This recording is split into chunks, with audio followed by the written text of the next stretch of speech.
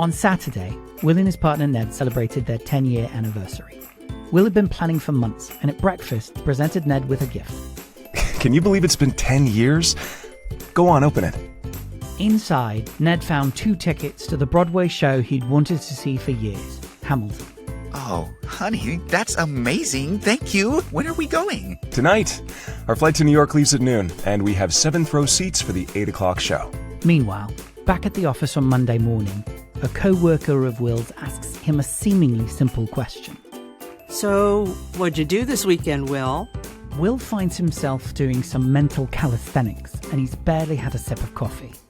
The first question he has to ask himself is, have I opened up to this person? Have I told them I'm gay? Let's assume that the answer to that question is yes.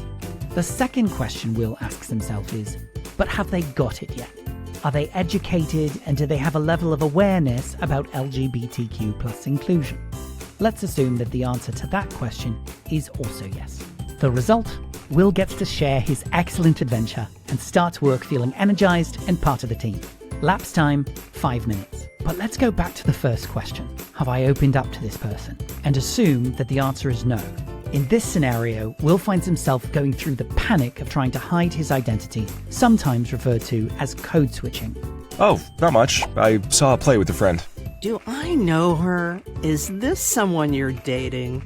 No, she's just a friend. So, what show did you see? Just a local production. But how was your weekend? In this situation, we find Will being evasive and lying. He's doing everything he can to ensure his co-workers don't find out he's gay. But let's change the scenario a bit. Let's assume for the question, have I opened up to this person, that the answer is yes.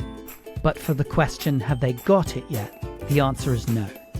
We find Will playing a very different role. In this scenario, Will takes on the role of educator. He finds himself dealing with people misgendering his partner, thinking of Ned as his business partner or flatmate, and generally dealing with his co-workers' ignorance and lack of awareness. That can be a huge emotional and mental burden for Will, and it's not his actual job. In either situation, Will starts his workday feeling drained, down about lying, appearing evasive or unfriendly, and generally just feeling like he's not part of the team. Lapse time, an eternity. But what does a situation like this actually cost employers? Because there is a cost. Warning, there is about to be math. Let's assume that an LGBTQ plus person working for an organisation that is not inclusive spends on average 15 minutes of their workday educating people or being evasive. There are 124,800 minutes in a work year, give or take.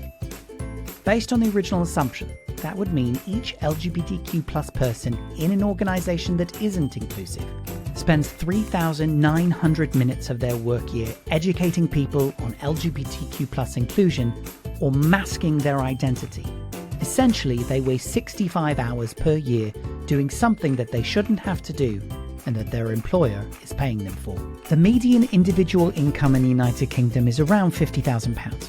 If an LGBTQ plus person is wasting 65 hours educating or being evasive, that means £1,562.50 of their annual salary is going to something that isn't their job. Let's assume that 5% of the population is LGBTQ plus.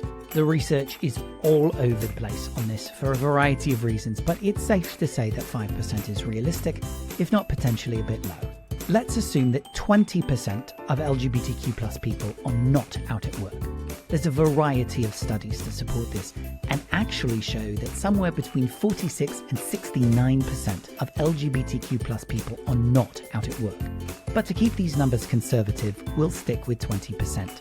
That means that 1% of the total workforce population is wasting £1,562.50 of their annual salary. The workforce in the United Kingdom is made up of just under 33 million people. That means that 1% of the UK workforce is just under 330,000. Based on those numbers, UK employers are wasting £511,782,171.88, all because they're not creating inclusive spaces for LGBTQ plus people.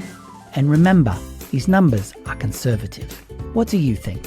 Is it worth it to ensure your workplace is LGBTQ+ inclusive?